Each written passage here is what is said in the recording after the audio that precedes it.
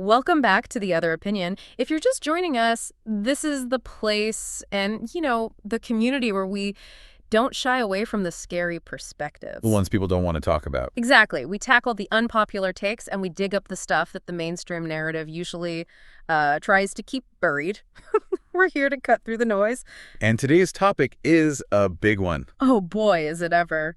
We have a topic that just refuses to stay 6 feet under. It really is the zombie of pop culture topics. Just when you think the final headshot's been delivered, it stands back up, groans, and starts trending on social media all over again. We're talking, of course, about the Snyderverse. Zack Snyder's original, highly polarizing vision for the DC extended universe. Right. Now, I want to ground everyone in the present moment. It is January 2026. James Gunn's new DCEU is officially in full swing. We've had the movies, the TV shows are rolling out. By every official corporate metric, the Snyderverse is dead. It's history. And yet, here we are, spending our time talking about it. Exactly. Because despite the corporate overhaul and the new regime, there's this massive, coordinated wave of nostalgia hitting us right now. And it looks suspiciously like calculated leaks suggesting that maybe, just maybe, it's not over. So dead or just sleeping? That is our mission today, and to help us navigate this, we're unpacking a stack of really fascinating reporting. We've got deep dives from Nicholas Ayala and Sean Morrison over at Screen Rant. Some great stuff there. Some great scoops from Will Harrigan and Matt McGloin at Cosmic Book News. Detailed breakdowns from Joey Parr at Geek Tyrant and Ariel Sidario at Collider.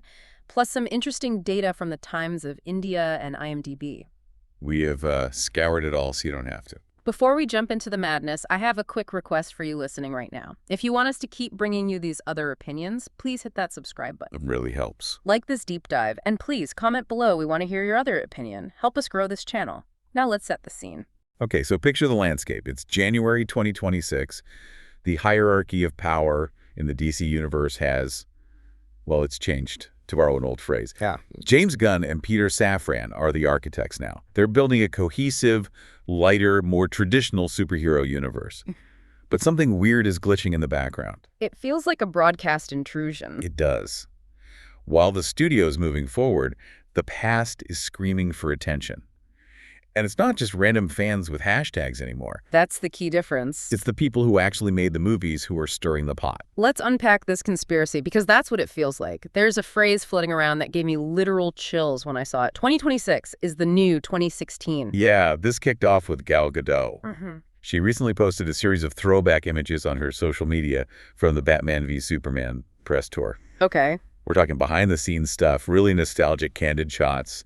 And the caption was just that phrase, 2026 is the new 2016. Which, on the surface just sounds like a time flies post. It's the 10-year anniversary. Sure, it could be. But in this specific fandom, that sounds like a dog whistle. It absolutely is. You have to read between the lines. And it's not happening in isolation, is it? Not at all. This connects directly to Zack Snyder's recent behavior.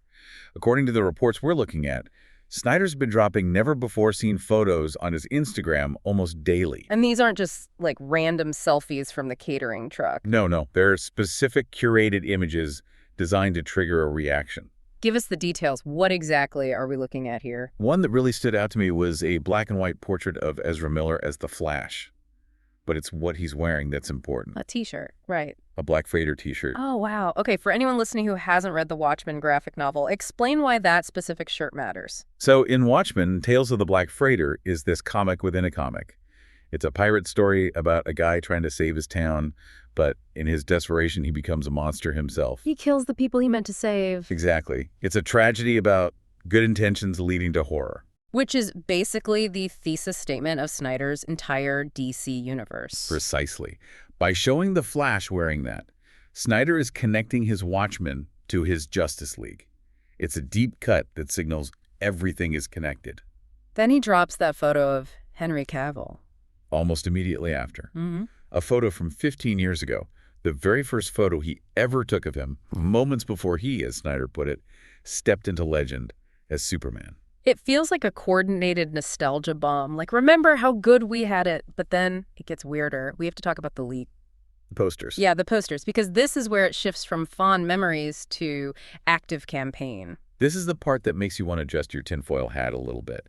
A bunch of unused, high-quality posters for Batman v Superman suddenly surfaced on a creative director's website. And to be clear, because we see a lot of fakes, these weren't fan art. No, these look like official studio assets that were shelved. Okay. They're polished, high resolution, ready for billboards. They just appeared. Now, Oh, 2026. Yeah. So what does this all mean? We've got the actors posting, the director posting, official art leaking. Is this just people missing the good old days, or is something actually happening behind the curtain? that's the billion-dollar question. The theory circulating, and this is mentioned in the Cosmic Book News reporting, is that this activity coincides with rumors about Warner Bros. Discovery potentially being sold. Ah, the corporate angle. The vultures are circling. Exactly. There's been talk of Netflix or Paramount potentially buying WBD. The fans, and maybe the creators themselves, are hoping a new owner might look at the engagement and say, hey, why aren't we making money off this? The logic being, if Paramount buys us, the old regime is gone. That's the hope. That is the hope. It feels like a pitch deck being released to the public, doesn't it? It really does. Like Snyder saying, look at this engagement, look at this art, buy this. And if you're going to make a pitch, you need to show the product. Which brings us to the storyboards. Because he didn't just post photos, he posted the actual plans for the sequels we never got. Justice League 2 and 3. And honestly, reading through these breakdowns, I was struck by how different this all is from the current superhero landscape. This is not good guys win. It is night and day. Snyder shared these boards, and they paint a picture of a trilogy that was going to be, in his words, Lord of the Rings-like, in scale. But imagine if Lord of the Rings ended with Sauron winning for a few years. Yeah, this isn't a happy Hobbit road trip. It sounds incredibly bleak. Bleak is an understatement. The storyboards reveal the Knightmare timeline in brutal detail. We're talking about a scene where Batman is watching in horror as Darkseid takes full control of Superman. The moment Superman breaks, that's the pivot point of the whole saga. It is. The board describes Superman turning on Batman and Batman barely escaping. Yeah. And then Superman goes to find Lex Luthor. This is the scene that stuck with me. Because usually the villain goes to jail, maybe they get punched really hard. Tell everyone what happens to Lex in this version. Yeah. It's visceral. Lex thinks he's won, but he comes face to face with Superman, who isn't the Boy Scout anymore. He's got those burning red eyes. Yeah. And Superman just lights him on fire. Literally. Burns him alive with heat vision. The description on the board is, as Lex screams, the world goes red. It's straight up horror movie stuff. Completely. And that's a key differentiator, right? We're so used to quips breaking the tension. This leans all the way into operatic tragedy. And then we jump forward 5 years. The Knightmare. The visuals described are incredible. Sand dunes covering Wayne Manor. It's desolate. And you have this team, or what's left of it, Batman leading a ragtag rebel army. And the detail about Cyborg? That was chilling. Yeah. The storyboard explicitly says the Flash is dragging what is left of Cyborg behind him. Just dragging him like a piece of luggage. Just half a robot body, presumably plugged into the Flash somehow to keep the tech working. It's heavy. But the finale, the Unity part, was supposed to be the counterpunch. The plan was for a massive defense of Earth against Darkseid's full invasion. And I mean full scale. Who shows up? Everyone. The boards describe Superman snapped out of it, presumably leading the world's armies, navies, air forces. Wonder Woman leading the Amazons, and then Aquaman. This is my favorite part, the politics of the ocean. Right. Aquaman unites the 7 kingdoms of the sea, but he declares there's an 8th kingdom. The surface. The surface world. He unites the oceans with the land to fight Darkseid. It's mythic. It feels like Greek legend, not just a comic book movie. It sounds incredible. I mean, honestly, you want to see that. But, and here comes the wet blanket. We have to talk about why this is probably impossible. The reality check. The corporate wall. Screen Rant had a pretty brutal analysis of this. Why is the door just firmly shut? Well, the biggest reason is James Gunn. And not just because he's the boss, but because of the specific stuff he's making. Gunn announced an animated series called Mr. Miracle. I saw that. Based on Tom King's comic run, right? Which is a masterpiece. Fantastic. But here's the kicker for the Snyder fans. The synopsis explicitly mentions the war between New Genesis and Apocalypse. It mentions Darkseid. And it mentions the anti-life equation. Ah, I see the problem. Those are Snyder's toys. Exactly. The new gods, Darkseid, Apocalypse, those were the engine of Snyder's story. If James Gunn is introducing his own version of Darkseid in the main DCEU, it makes a parallel Snyderverse incredibly confusing. You can't have 2 different Darkseids running around looking for the same math equation. It confuses the general audience who aren't on Twitter all day. It's a branding nightmare. Warner Bros. Wants one unified continuity. They don't want someone asking, wait, why is Darkseid animated here, but live action there, and why are they different? It makes the Snyderverse redundant. And then there's the cast, the human element. It's a logistical nightmare. Ben Affleck has publicly said he's done. He's out. Right. Jason Momoa, well, he's literally playing a different character now. He's Lobo. I forgot about that. He traded the trident for the cigar and the motorcycle. Exactly. You can't have him be Aquaman in one movie and Lobo in another. Ezra Miller is on hiatus, and Henry Cavill. Well, that bridge was burned, rebuilt for 5 seconds, and then nuked from orbit. Reuniting this specific group is next to impossible. So live action is dead, the set is burned down, the actors are gone. But the sources we read both point to a loophole. The comic book solution. Tell me about this, because honestly, this makes the most sense to me. It does. Screen Rant draws a parallel to Smallville. Remember season 11 of Smallville? I do. It was a comic book that picked up right where the show ended. And it allowed them to do things they never had the budget for. Yeah. Batman showed up. Wonder Woman showed up. The idea here is to do the same for the Snyderverse. Snyderverse season 11. Essentially. And think about the pros. No massive VFX budget. You don't need Ben Affleck's schedule. You don't have to pay Henry Cavill $20 million. And Snyder can go as dark as he wants. He can have Superman burn Lex Luthor alive without a studio executive sweating about the PG-13 rating. Right. Or toy sales. Exactly. He can explore the Knightmare world, the death of Batman, all those controversial ideas without risking a billion-dollar film budget. It becomes a niche product for the people who want it. But there are still legal hurdles, right? It's not just draw it and print it. Oh, massive ones. Yeah. You still need likeness rights. You can't just draw Ben Affleck's face and sell it without paying him. It's a legal thicket, but it's navigable. Which is not the same as a $300 million movie. No.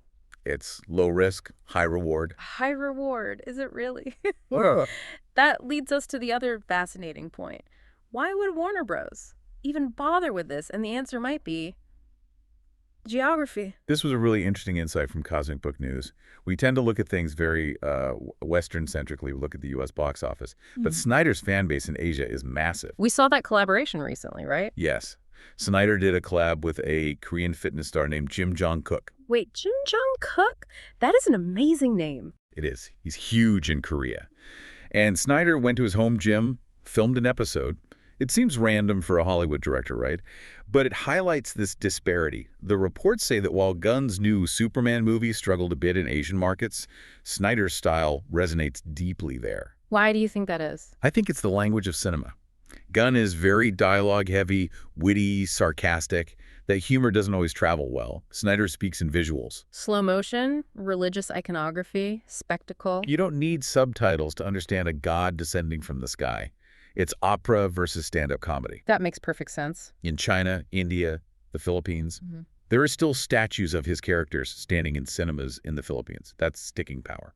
So the international fan base is basically the life support system. It is the hidden leverage. Yeah. If you're a studio exec looking at a global balance sheet, a comic book is a way to keep that revenue stream from Asia flowing, even if the U.S. market has moved on. So let's bring this all together. What is the verdict from the other opinion? If we look at the evidence impartially, the Snyderverse, as a series of live-action blockbusters starring Affleck and Cavill, that's gone. The Mr. Miracle announcement really is the nail on that coffin. You can't have conflicting mythologies. But the brand is too valuable to just throw in the trash. The opinion here is that fan demand, especially that international money, is too lucrative to ignore completely. So an animated series or a premium graphic novel series feels like a real possibility. It feels like the Clone Wars model. The movies end, but the animation fills in the gaps and finishes the story for the diehards. Exactly. It satisfies the hunger without disrupting the main menu. Right. Before we wrap up, I want to leave you with a thought, a question that kept nagging at me while we researched this. Go for it. If the Knightmare timeline was the end of the Snyderverse, a world where everything has gone wrong, and the real world feels like it has moved on to a new DCU, are these leaks we're seeing, the posters, the storyboards, are they a goodbye gift? A wake? Or are they a sales pitch? That's the question. Is Zack Snyder saying, look what we did, or is he saying to Netflix or Paramount, look what you could buy? I think it's a pitch deck, but that's just my opinion. It's a compelling one. We've covered a lot of ground today. And just a quick reminder, as always, this deep dive was generated using AI.